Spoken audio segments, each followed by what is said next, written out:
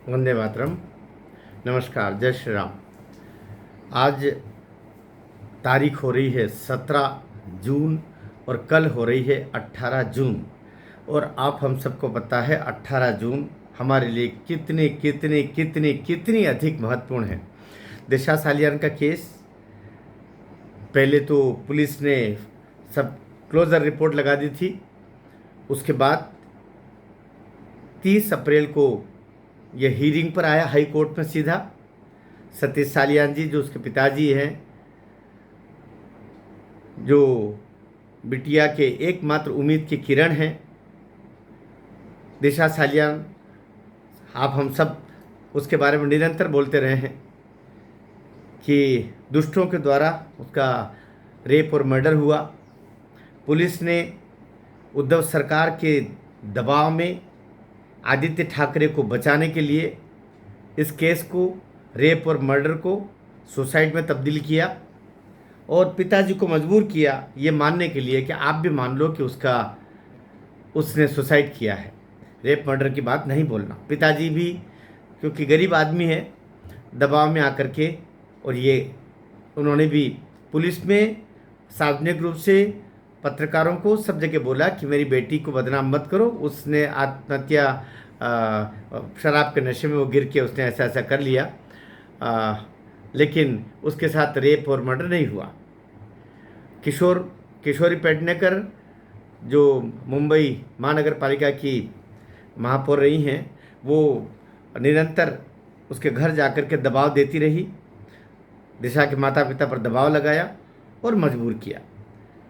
अब जो स्थिति है, हमारे लिए आज की रात अत्यंत अत्यंत अत्यंत महत्वपूर्ण है। आज नीलेश ओझा जी और उनकी पूरी टीम, उसमें कुछ मुस्लिम एडवोकेट भी है, मुझे अच्छा लगा।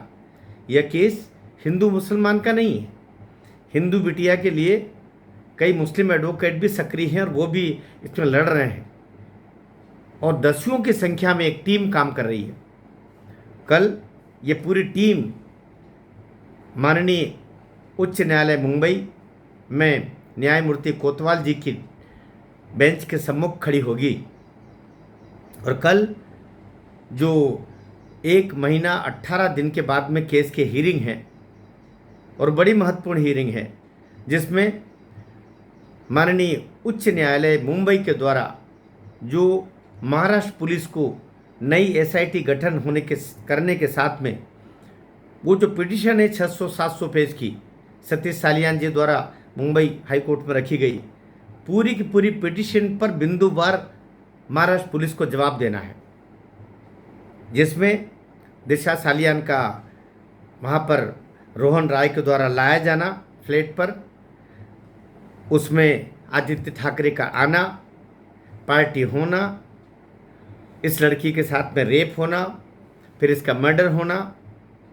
और बाद में किन किन लोगों ने उन पर दबाव लगा करके और उन्हें प्रेरित किया, मजबूर किया कि वो ऐसे वक्तव्य दे, और उसके साथ ही ये मांग कि आदित्य ठाकरे की गिरफ्तारी हो, उसका नार्को टेस्ट हो, साथ ही रोहन राय और जितने भी अन्य जो इसमें जो है डिनो मारिया, उसमें सूरज पंचोली और अन्य भी हैं, उन सब की गिरफ्तारी हो और नार्को टेस्ट हो ताकि सच्चाई सामने आए। सीबीआई को ये केस अब दिया जाए, क्योंकि दरअसल दिशा सालियान का केस तो महाराष्ट्र पुलिस ने ही इंक्वायर किया, अनुसंधान किया और उसने ही पेटी बना करके और बंद कर दिया केस को, फाइल क्लोज, और कोर्ट को सुपुर्द कर दी।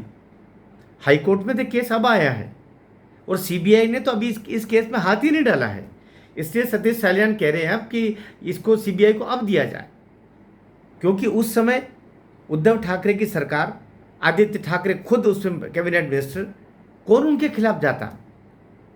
तो दिशा सालियान और बाद में सुशांत सिंह राजपूत, दोनों केस को का जिसको बोलते हैं कचरा कर देना, सारे सबूत, सारे गवाह, सब कुछ मटिया मेट कर दिया और महाराष्ट्र पुलिस का खुद इस घृणित कार्य में सहयोग रहा। लेकिन मेरे एक वीडियो में मैंने बोला था कि उद्धव ठाकरे की पुलिस, भाई उद्धव, ये मैं कहाँ गलत हूँ? जो सरकार रहती ना, उस सरकार के मुखिया की पुलिस बन जाती। आपको लगता है कि आपकी रक्षा के लिए पुलिस है? मुगालते मत रहिए। ये पुलिस नेताओं की रक्षा के लिए, ये पुलिस राजाओं की रक्षा के लिए, ये पुलिस मुख्यमंत्री की रक्षा के लिए, ये पुलिस प्रधानमंत्री की रक्षा के लिए। जब प्रधानमंत्री कहते हैं तो सिंबल है, जब मुख्यमंत्री कहते हो तो सिंबल है, मंत्री सांसद ये वो विधायक सिंबल है। अर्थात ये जो तथाकथित जनप्रतिनिधि है ना, इनके कहे पर चलती हो।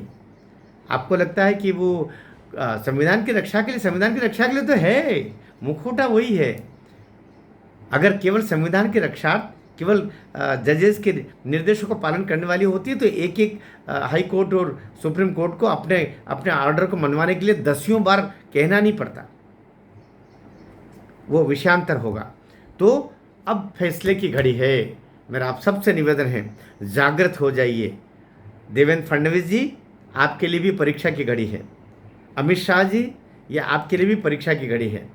न्यायमूर्ति अपना काम कर रहे हैं। उन्होंने 30 अप्रैल को इसको स्वीकार करके बता दिया कि न्याय के दहलीज पर अमीर गरीब का अंतर नहीं पड़ने वाला। और नीलेश ओझा जैसा एक समर्पित कानून का सेवक जो काम कर रहे हैं, साथ में उनके साथ पूरी टीम काम कर रही है। आप हम सब लोग जुड़ जाए। मुझे लगता है 3 गिरफ्तार, आज आखिरी रात है, आज की रात शायद 3 गिरफ्तारियाँ हो। एक रोहन राय की, दूसरा इसमें आप सोचेंगे मैं एक नाम ये भी ले रहा हूँ, इसमें कहीं न कहीं किशोरी पेडनेकर का भी बड़ा रोल है, दूसरी गिरफ्तारी हो सकती है। और तीसरी, आप फिर चमक जाएंगे मेरे नाम को सुन करके, सचिन वाजे, क्योंकि ये बाहर से रह करके सारा काम इन्होंने किया। रोहन राय तो भीतर ही घुसा हुआ था, लेकिन बाकी 2 बाहर से काम किए। इनकी गिरफ्तारी आज रात को हो सकती है, और वो भी हाई कोर्ट के निर्देश के क्रम में, क्योंकि पुलिस को भी तो अब अपना दिखाना है कि उन्होंने क्या किया। आखिर 6 सप्ताह 7 सप्ताह में पुलिस ने किया क्या।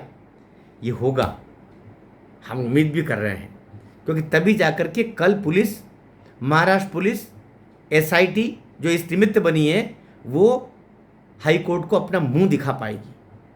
टिप्पणी कीजिए, साथ दीजिए मेरी चैनल पर।